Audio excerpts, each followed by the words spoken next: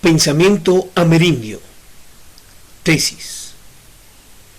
Para los pueblos andinos la globalización inicia en 1530, cuando los españoles saquean nuestros pueblos e inician la introducción de cosas, la dominación y dependencia de la cultura del consumismo.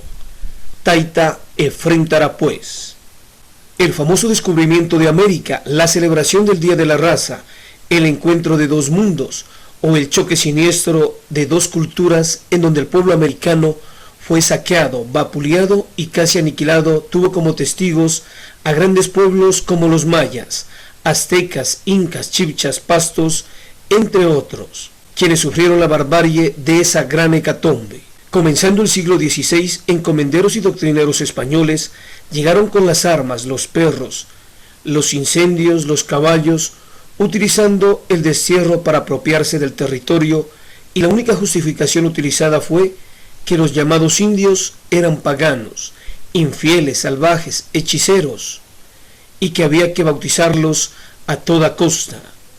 Con la llegada de estos personajes llegó la hacienda, la encomienda, la mita, la trampa, la cárcel, la ilegalidad, el juez, el alcalde, la policía, el cura, los mandamientos, el pecado, el infierno, la terminología. Se enseñó a la comunidad leyes ajenas. El fenómeno y el incremento del intercambio comercial dio paso y apertura a las economías, el movimiento de capitales y otros factores que rompieron las formas habituales de solidaridad, reciprocidad y cohesión de nuestra cultura milenaria.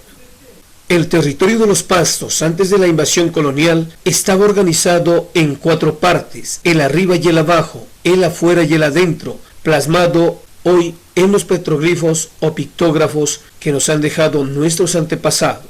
En épocas anteriores a la llegada de los españoles había grupos organizados cuyos habitantes reconocían a sus antepasados comunes, vivían bajo el mundo de autoridades naturales o tradicionales y aprovechaban el territorio en común. Cuando los encomenderos llegaron al nudo de Huaca o nudo de los pastos, nuestra raza había adquirido un conocimiento vasto y todo estaba completo. El territorio era sagrado, ordenado, cuidado, venerado, florecido, abundante, verde, virgen, fecundo, biodiverso, en constante equilibrio natural y cósmico. La universalidad como principio del entendimiento andino hace parte de la orientación de nuestra mente y de nuestros actos. Los humanos dependemos de los cuerpos del universo.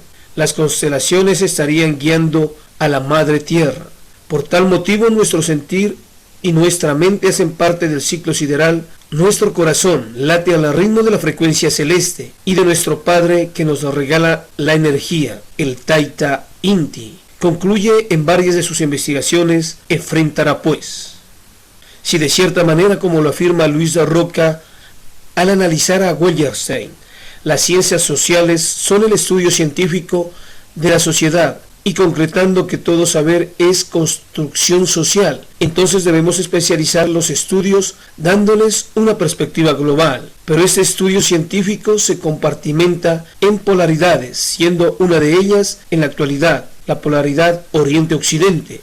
Y si en ese orden de ideas logramos incluir como tercera opción de estudio el conocimiento del pensamiento amerindio, como retribución al atropello cometido a través de la historia a esta cultura, que fue relegada a un plano inferior y sumergida en el ostracismo, estaremos equilibrando las cargas en el planeta Tierra.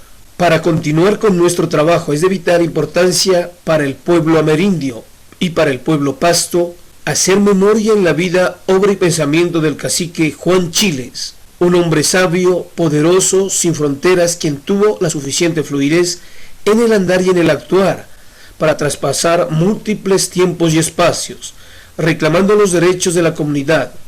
Un personaje valeroso, que en 1700 hizo historia a través del esfuerzo, resistencia y lucha, que defendió con mucho valor el territorio del resguardo y los derechos de su comunidad. Juan Chiles habita en el corazón de los indígenas luchando por su autonomía, por su identidad, por los recursos naturales, vive en el corazón proactivo y laborioso de su pueblo que ama sus raíces y su historia. Luchó con gran fortaleza por los derechos andino-indígenas, luchó arduamente contra los embates de la ambición tanto del Estado como también de los particulares. Del pensamiento y del gran actuar de este hombre se han esgrimido los siguientes principios fundamentales. Labrar cordel, que significa hacer las cosas bien con rectitud y que sirvan para toda la vida. Desatar letra quechua, que significa conocer y desatar la hebra de la vida y la comunicación con otros pueblos a través de la lengua quechua. Saber leer las escrituras de Carlomagno, que significa conocer la idea, leyes y pensamientos de otros pueblos. Ser como la piedra, el agua y la espuma, que significa que el hombre alberga dentro de sí la fuerza y la estructura firme en su temperamento, la fluidez y la rapidez en su actuar, y la quietud y la tranquilidad para poder pensar sabiamente. A Juan Chiles la pobreza, la humillación, los vejámenes y la enajenación no lo agobiaron en ningún momento. Hizo de los problemas oportunidades de aprendizaje, de los limitantes fuente de creatividad y del sufrimiento el almíbar de la victoria. La tradición oral y la historia del pueblo pasto nos cuenta que este cacique andaba por Chiles, Cumbal, Mayasquer, recorrió los lejanos y ásperos caminos de Quito, Popayán y Bogotá para reclamar los derechos de su comunidad. Cuidaba los páramos desde el Galeras hasta el Ecuador. Era cotidiano y extraordinario. Por el Chile se internaba siguiendo la espiral de frailejones hacia el jardín de la salud y la sabiduría. Ahora, del departamento vecino del Cauca abordamos de manera rápida el legado de Manuel Quintín Lame, quien al ser llevado a prestar servicio militar durante 3 años en Panamá, aprendió a leer y escribir y tuvo grandes nociones de historia. Ese agricultor alternó sus labores diarias con la defensa de los derechos de los indígenas países, los de Tierra Adentro y Silvia. En su afán autodidacta, consultó a abogados y luego afrontó los asuntos por su propia cuenta, para lo cual compró los libros El abogado en casa y el Código Civil. Así logró su objetivo primordial en favor de su raza. Fue encarcelado varias veces, pero ni la violencia, la enfermedad, como tampoco la pobreza, ni mucho menos el soborno lograron doblegar a Lame. Propuso la construcción de una república chiquita de Indias, que pudiera enfrentarse a la República Grande de Blancos. En 1922 organizó el pueblo de San José de Indias, donde fundó 2 escuelas y un pequeño centro administrativo en las que atendía los reclamos de la gente de su raza. Fue inspirador del movimiento lamista, quienes, en poca o gran medida, lograron conseguir varios de los legados de este pensador caucano, los cuales se plasmaron de cierta manera en la Constitución de 1991, entre ellos la posesión de sus territorios, la conservación de su cultura, la participación en las cámaras legislativas y el derecho a ejercer su propio gobierno. Rigoberta Menchú, la guatemalteca, Premio Nobel de Paz en 1992, en su discurso de recepción de este galardón, dijo: la visión de los pueblos indígenas se manifiesta en las formas de relacionarse, primero entre los seres humanos de manera comunitaria, segundo, con la tierra como nuestra madre, y tercero, con la naturaleza, pues somos parte integral de ella. Queda implícito que la cosmovisión del pensamiento amerindio es sin lugar a dudas el respeto por el entorno.